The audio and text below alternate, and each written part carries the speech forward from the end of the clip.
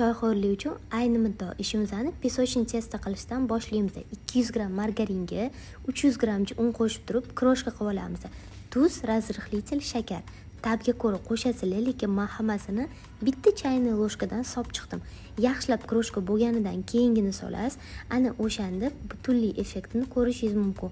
Qaymoq yoki smetana 3 ta tuxumli sarig'idan foydalanamiz. Qaymoqni tavsiya uncha qilmayman. Pesочный testoda bo'linib ketish ehtimoli ko'p bo'ladi. Chunki biz buni olib tugishimiz kerak. Men smetana qo'shdim. Xamirimni yaxshilab mushlab 15 minut tindirib olib qo'ydim.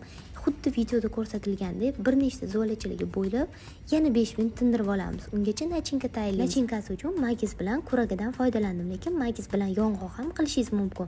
Xuddi videoda ko'rsatilgandek tugab 180 gradusda 30 minut duxovkaga yuboramiz. Bu pechenyelarimizni o'zini ham iste'mol qilsangiz bo'ladi, lekin siropi bilan yana ham mazaliroq. Xohishga ko'ra dekor qilib uylarimizga tortamiz. Ishonavering, mazasi har doimgidek gap bo'lishi mumkin emas.